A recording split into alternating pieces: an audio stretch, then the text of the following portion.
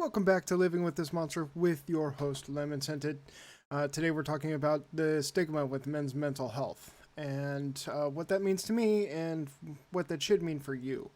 Now, the stigma has been around for a very long time. I've probably been dealing with this for the better part of 20 years, which 20 years ago, mental health was not really talked about. Men's mental health was definitely not talked about. And, I've kind of had to learn my own way till I could get proper help and to really find the resources that exist. They do exist and they exist in great numbers, but they're never talked about and never pushed hard enough to really help the people that are stuck. They're surrounded by people that don't understand. They're surrounded by people that don't know how to deal with it or don't want to deal with it. And in their own head, they think they're weak. They think their masculinity is being attacked and all these things. And that's just not true. If you have mental illness and you are a man, do not feel like going and getting help for said illness is going to be a problem and an attack on your masculinity. It is not. It is not. And, I've been dealing with this forever. So, I've had to go through the whole gambit of, denial, of acceptance, and kind of like the stages of grief, essentially. But in the time of doing those things and whatnot, I've come to realize that it's just easier to poo-poo it away than it is to actually focus on it and deal with it. And in my case, it was my friends and family and stuff like that. Not that they didn't care about what was happening to me. They didn't know how to deal with it, or they didn't recognize that these issues are illnesses that tend to not show when you're around people. No one wants to have a breakdown in the middle of public. And it's happened to me because I pushed everything down. You start to convince yourself of your own lie. You start to convince yourself that this is a stigma. This is what people are going to feel about you. This is what people are going to say about you. Look, I lost my job because of my mental health. I've lost friends because of mental health. I get it. I get that fear. But at the same time, this is what this podcast is for. This is what my channel is kind of becoming. I have a separate because I do like gaming and I also like doing this. But this particular podcast, that's what that's about, is I want to outreach to men and let them know that they can be heard without feeling like they're going to be chastised for having mental illness. And it comes in various different forms. Some mental illness is more acceptable than others. Like if you're a schizophrenic, people tend to panic because they don't really know what schizophrenia is. Whereas like eating disorders, you might get made fun of. It's not taken as seriously, even though men suffer very much more when it comes to eating disorders because it's even more stigmatized than it is for women. All these things tend to snowball and cause a bigger problem, and right now we're in a mental health crisis. It is Men's Mental Health Awareness Month, and like I said, I don't want this to be a day, I don't want this to be a month, I don't want this to be a hashtag. And unfortunately, that's what it's kind of become, is people show this outpour of, oh, I understand, I feel you. I feel you. Oh, look, it's December. Never mind. It's a problem. And it is an epidemic.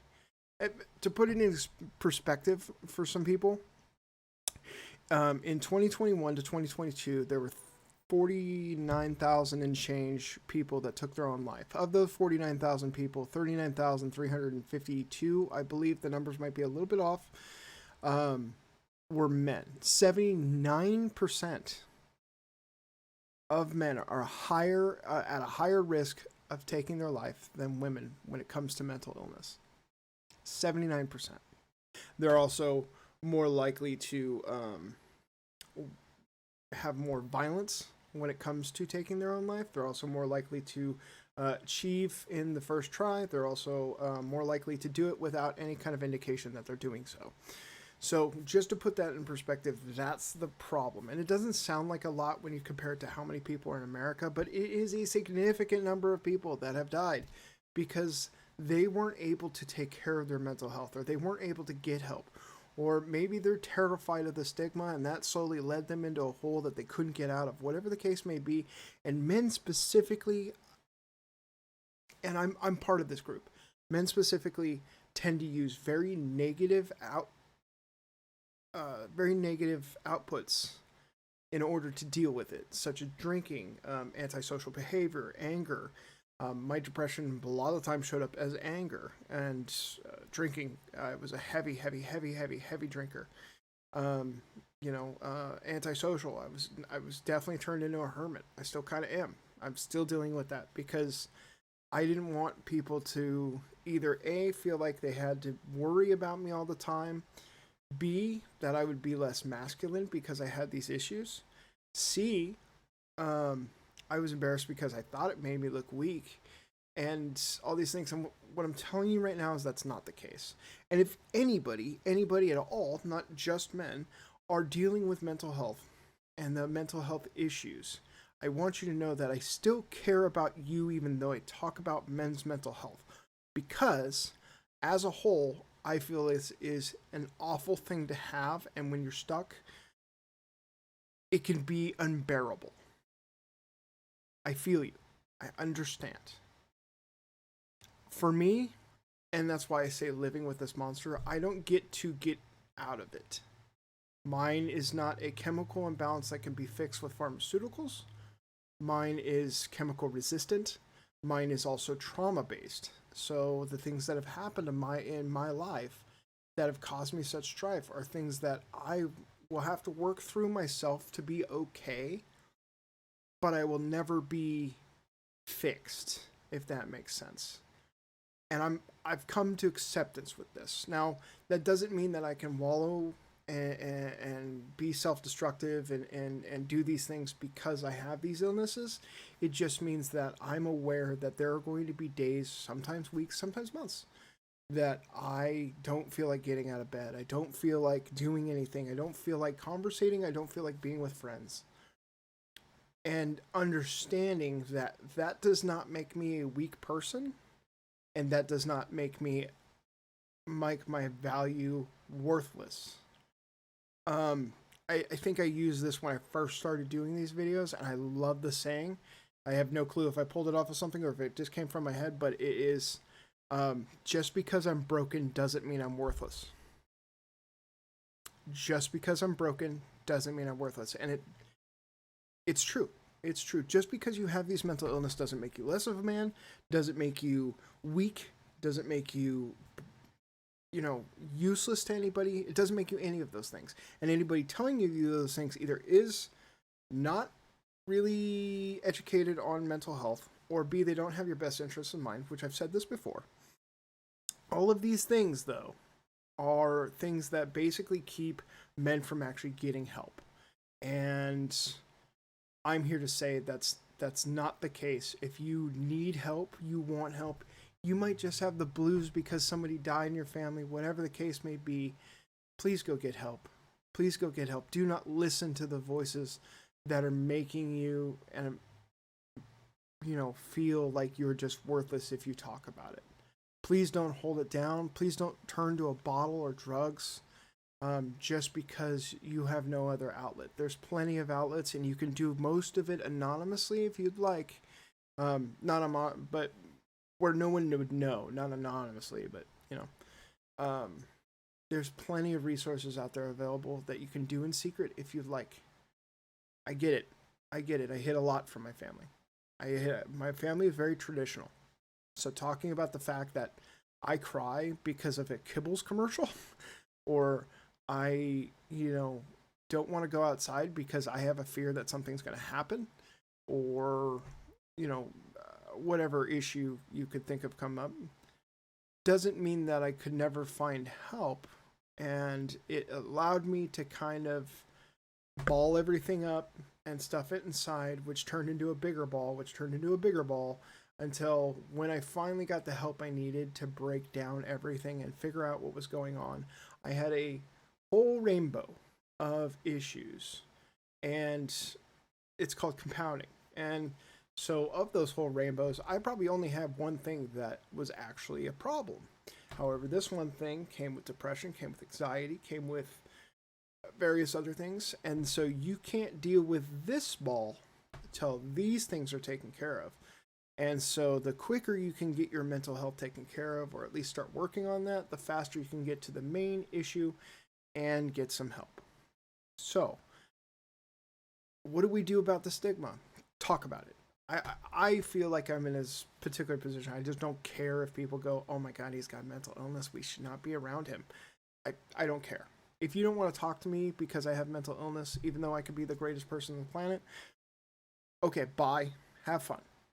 But for me specifically, I want to reach out to the people that are having issues, that are seeing this. They're seeing this on their phone in their bathrooms, and they're hiding from their families, whatever the case may be, especially when the holidays are coming up. I get it. I hid from my family for years because I didn't want to deal with it. And holidays were the worst because they were like, why don't you want to hang out with Uncle Ted? Why don't you want to do this? Because I don't like people.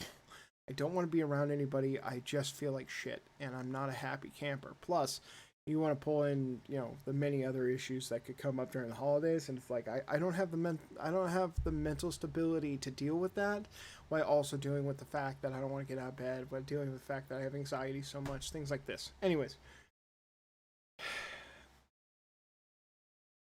the stigma that men are weak, that they are not, it's not possible to get help, or that they can pull themselves up by their bootstraps, is what's causing such a bad epidemic of men who are struggling, men who are taking their own life in record numbers, men that are lashing out because they've got mental illnesses that are untreated, and it's turning into anger, it's turning into chemical dependencies. I'm here to say, go get help. As someone who fought it so hard because the people around me didn't want to listen, and everything else. I go get help. Go get it. Go seek help. I promise you, by the end of it, it's going to be a struggle. It's an uphill battle every goddamn day. But I promise you that that is the first step to helping yourself out. Now, I'm talking about things that are permanent depression. However, if you find yourself having depression because of a particular thing, like, mom, dad, uncle, whatever, dying, it's still a reason to go seek help, go seek someone to talk to, just a counselor. You don't even have to do drugs, you don't even have to do any of that. You can just go see a counselor, just talk about it and get that out in the open, because the more you stuff it down, the more you're causing scarring. And that scarring can turn into other things, and it gets crazy and crazier and crazier. And, I feel for anybody that's struggling with that, because I've struggled with it for years. It's a gambit. It's a gambit to run. And it's hard. For the people that are stuck, that will probably have this for the rest of their lives via PTSD, trauma, whatever, all those things, it's not going to be as easy to get rid of it. And that comes to my next part with this. Can you be happy while being depressed? And I absolutely think you can be. I have the blues every day. I have depression every day. However, within that day, I still find joy in certain things. I still find these things, and it's because I've learned how to not even manipulate. I've learned how to control the depression in a way that minimizes it, because it's never going to go away for me. So I minimize my depression. And then that way, it might be a little tickle in the back of my head and not a roaring voice. And in doing so, that allows me to actually enjoy the people around me, enjoy the things around me, enjoy the things that I like to do. And so if you feel that that's the case too, where you might just be stuck, and going and seeing somebody might help you deal with those problems, but you'll still have depression and you'll never be happy again, that's not true. That's not true. I thought that for so many years. So many years. It's kind of the part of the strife that I've had with suicidal ideation, is because I figured that this is just going to be downhill from here, and that's just not the case. So I want to fight the stigma, and I want to make sure that whoever sees this video knows that there is help. There is absolutely help for anybody that's involved or that has this issue. It is an uphill battle. I'm not gonna lie. It's difficult. It's very difficult. And I mean, there I do have an article right here that talks about stigma a little bit. That I'll pull up for you. Be right here. Boop. Basically goes on to say that there are compelling reasons to distinguish mental health stigma experience of men and describe the gender dimensions of men's mental illness stigma. Globally, men are more than twice as likely to die by suicide than women. Despite these higher rates of suicide, men have lower reported rates of depression, a significant suicidal risk factor. Implication of this discordant relationship, I did not realize how big worded this article is a stigma around mental illness, which can restrict men's help seeking, hinder treatment adherence, and deter men from disclosing their depressive symptoms and or suicidal thoughts. I thought I was going to get locked up if I told any counselor that I was suicidal. I was convinced I was going to get a grippy sock trip. I was going to go enjoy my time at the bin. That did not happen. And generally speaking, you'll be okay. If you tell them, hey, I tend to think about death a lot. I think about my own death a lot. I think about how things would be better if I just wasn't here. That does not get you a trip to the grippy sock, I promise. Only at times when you're at high risk. They may be more vulnerable to stigmatized attitudes and beliefs towards mental illness because experiencing a mental illness transgresses gender ideals, including masculine strength and self-reliance, aka weakness, aka, masculinity and that being attacked. By assigning weakness and dependence to men who disclose a mental illness. Finally, while mental illness is associated with stigma, not all conditions are stigmatized the same way. Research indicates that the gender and mental illness stereotypes intersect, resulting in perception of specific gendered conditions. For example, substance use and antisocial behavior are stereotyped as masculine mental health problems and have shown to elicit more stigma than eating disorders, which are stereotypically perceived as feminine. So that's the other part of it too, is if you're suffering from an eating disorder. I suffer from an eating disorder. I'm a big dude. I'm not going to shy away from that. I can't hide it. When I was younger, I was kind of a chubby kid. And I'll say like younger, about like 14. And the people in my life, certain people in my life, showed general worry about the fact that I was a heavier set kid, and they were worried about things like diabetes, all this kind of stuff. Unfortunately, they attacked it the wrong way, and in turn, that gave me an eating disorder. I was bulimic, and I was bulimic to the point where I would eat and then binge and then puke and then eat, binge, or binge, puke, binge, puke, binge, puke. Which turned into just straight binging when I gave up. And then I ballooned to 600 pounds, like I've been very open about, and then had to lose that weight, which coming back down, the binging's fun, the coming back down sucks. So, you start to attack yourself after a while, and you start to attack yourself to the point where it can cause a lot of damage. I mean, like actual physical damage. So, don't take whatever you're going through, whether it be just depression, whether it be an eating disorder, whether it be these things, don't take them and be like, well, they're feminine, so those people are going to look at me as, softer. Don't believe any of that shit. You can be whatever you want. It's 2023. Welcome to the real world. Anybody who's telling you can't be a certain thing or act a certain way or do a certain thing, you can't say a certain thing because of your mental health, whatever the case may be, they're wrong. They're wrong.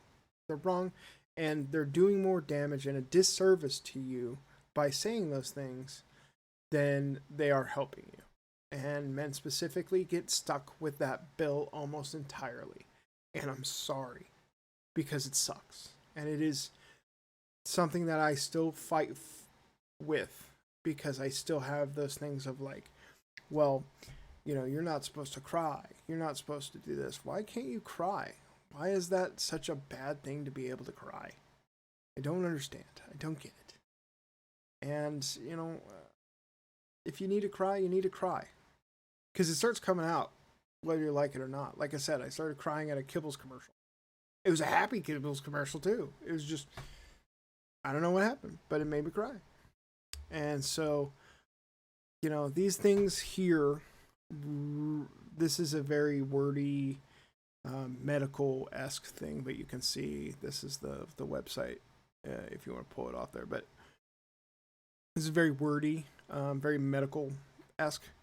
But if you want to, this right here will kind of give you a better idea of how stigma with men's mental health kind of breaks down and really where it comes from and what they've researched so far about it and how to kind of stop it. It's just something that I feel like I need to address and address in a full video because it is something that I feel like is stopping a lot of people from getting the help that they need and that they deserve so that they can get better, so they can live their life, so they can be happy. I don't know where I would be if I hadn't started directly attacking my mental health and getting help. Or my mental illness and getting help. I don't know where I'd be. I'm quite frankly probably in a ditch somewhere. But I didn't. I did what I needed to do. I went and saw a counselor. I went and got help, and I'm actively working on it. I care about every single person that is going through this. Man, woman, doesn't matter. I care about men specifically because I'm a man and that's what I'm going through. And I see the numbers and I know that men are struggling way worse. But that doesn't mean that women aren't either. It doesn't mean I don't care about what women are going through as far as mental health is concerned or mental illness is concerned because I want it exterminated. I want people to not have mental health I keep saying mental health. Mental illness gone. I don't want people to experience this. It's hell. It's hell. It's an invisible hell. People that don't know won't ever guess that you're struggling. People that don't know don't feel the hooks that are in your heart that are slowly pulling them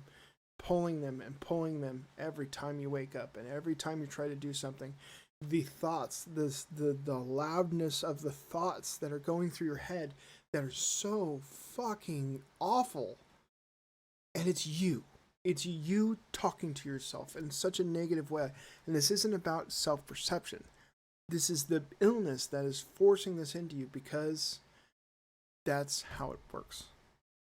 It is not something that positivity alone can fix. However, I do 100% believe positivity is a massive helper when it comes to things like that.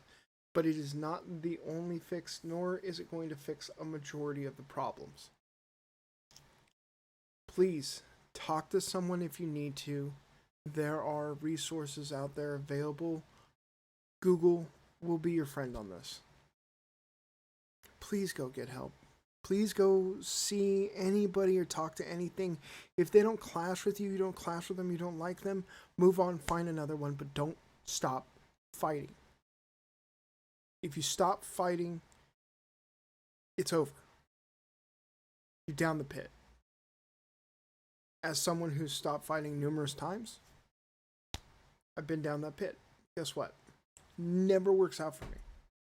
Stuffing it down, fighting it, hiding it, ignoring it, it's never helped me. I care. I care so fucking much because it is me. It is what I'm going through. And I wish this on no person. So to see people having these issues, to see men struggling to even get their voice out that they're having these issues and that their head is fucked up, kills me. It hurts me inside because I've been there and I know that feeling you get in your chest when it's just tight. And like I said, it's I compare it to Hellraiser. So there's a scene in Hellraiser, and this is a little messed up, but there's a scene in Hellraiser where a guy gets basically like fish hooked and like pulled apart That's how it feels in your chest. It feels like there's a bunch of fish hooks on either side that's pulling apart, and you try to stop it and try to stop it. So you start to minimize yourself and you try to get smaller and smaller and smaller, just anything to stop that pain. It's bad for your health. It's literally bad for your health. Please don't do that. I know that this is repetitive. I know that this is a lot of stuff that I cover all the time.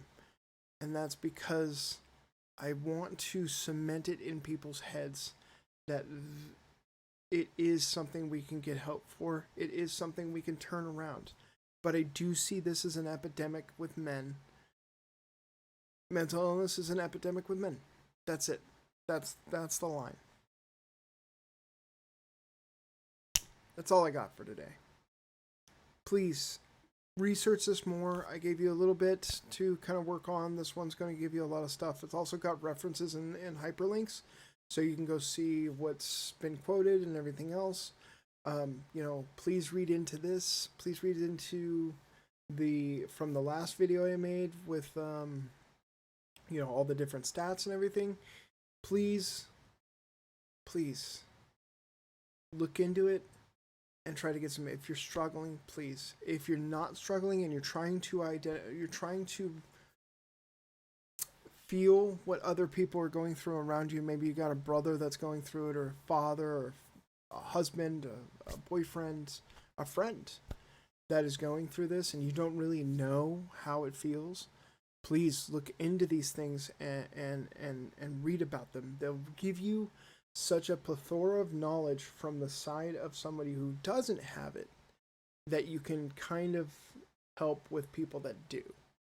In that you know the mannerisms, or you know what they're going to do, or you know what they're going through, or you know that, oh, they haven't been outside in a week. Well, that's probably depression. All these things are just going to give you a better knowledge and a better way to help the people that you love. On the other side, if you are experiencing mental health issues, mental illness, depression, all the fun stuff, there is help out there. Please go get help. Please find anybody. If it's got to be a helpline, there's a ton of helplines available.